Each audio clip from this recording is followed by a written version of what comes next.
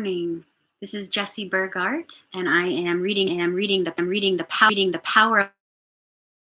I'm doing it in 80 days, and I'm doing it live. So, welcome. This is day 4, and this section is called "Freeing Yourself from Your Mind." What exactly do you mean by watching the thinker?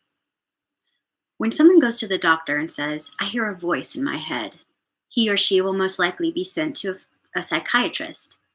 The fact is, the fact is that in a very similar way, virtually everyone hears a voice or several voices in their head all the time. The involuntary thought processes that you don't realize you have that you don't realize you have the power to stop. Continuous monologues or dialogues. You have probably come across mad people in the street incessantly talking or muttering to themselves. Well, that's not much different from what you and all other normal people do, except that you don't do it out loud. The voice comments, speculates, judges, compares, complains, likes, dislikes, and so on. The voice isn't necessarily relevant to the situation you find yourself in at the time. It may be reviving the recent or distant past, or rehearsing or imagining possible future situations. Here it often imagines things going wrong. Sorry, my dog. Going wrong. Let's see. And negative outcomes. This is called worry. Sometimes this soundtrack is accompanied by visual images or mental movies. Even if the voice is relevant to the situation at hand, it will interpret it in terms of the past. This is because the voice belongs to your conditioned mind, which is the result of all your past history, as well as the collective cultural mindset you inherited. So you see and judge the present through the eyes of the past and get a totally distorted view of it. It is not uncommon for the voice to be a person's own worst enemy. Many people live with a tormentor in their head that continuously attacks and punishes them and drains them of vital energy. It is the cause of untold misery and unhappiness, as well as of disease. The good news is that you can free yourself from your mind. This is the only true liberation. You can take the first step right now. Start listening to the voice in your head as often as you can. Pay particular attention to any repetitive thought patterns, those old gramophone records that have been playing in your head perhaps for many years.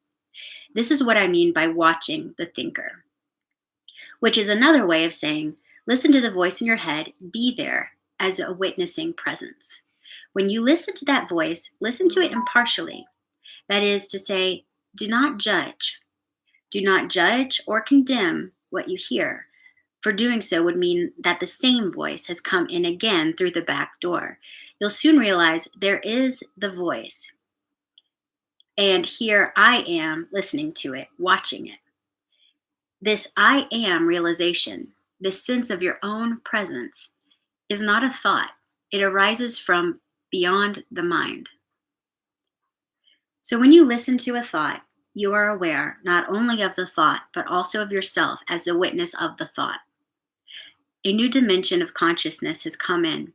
As you listen to the thought, you feel a conscious presence, your deeper self, behind or underneath the thought, as it were.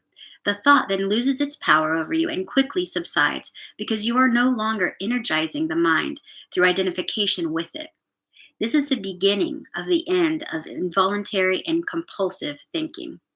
When a thought subsides, you experience a discontinuity in the mental stream, a gap of no mind. At first, the gap will be short, a few seconds perhaps, but gradually they will become longer. When these gaps occur, you feel a certain stillness and peace inside you. This is the beginning of your natural state of felt oneness with being, which is usually obscured by the mind. With practice, the sense of stillness and peace will deepen. In fact, there is no end to its depth. You will also feel a subtle emanation of joy arising from deep within, the joy of being. It is not a trance-like state, not at all. There is no loss of consciousness here. The opposite is the case. If the price of peace were a lowering of your consciousness, and the price of stillness a lack of vitality and alertness, then they would not be worth having.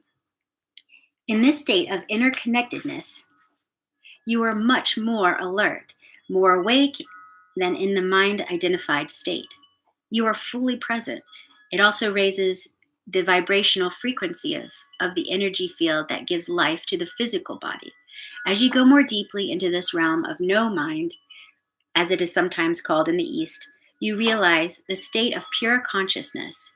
In that state, you feel your own presence with such intensity and joy that all thinking, all emotions, your physical body, as well as the whole external world, become relatively insignificant in comparison to it. And yet, this is not a selfish, but a selfless state. It takes you beyond what you previously thought of as yourself. That presence is essentially you, and at the same time, inconceivably greater than you. What I am trying to convey here may sound paradoxical or even contradictory, but there is no other way that I can express it. Instead of watching the thinker, you can also create a gap in the mind stream simply by directing the focus of your attention into the now. Just become intensely conscious of the present moment. This is a deeply satisfying thing to do. In this way, you draw consciousness away from the mind activity and create a gap of no mind, in which you are highly alert and aware, but not thinking. This is the essence of meditation. In your everyday life, you can practice this by taking any routine activity that normally is only a means to an end, and giving it your fullest attention so that it becomes an end in itself. For example, every time you walk up and down the stairs in your house or place of work, pay close attention to every step, every movement, even your breathing. Be totally present. Or when you wash your hands, pay attention to all the sense perceptions associated with the activity, the sound and feel of the water, the movement of your hands, the scent of the soap, and so on. Or when you get into your car after you close the door, pause for a few seconds and observe the flow of your breath. Become aware of a silent but powerful sense of presence. There is one certain criterion by which you can measure your success in this practice: the degree of peace that you feel within. So, the single most vital step on your journey toward enlightenment is this: learn to disidentify from your mind. Every time you create a gap in the mind stream, in the stream of mind, the light of your consciousness grows stronger. One day, you may catch yourself smiling at the voice in your head as you would smile at the antics of a child.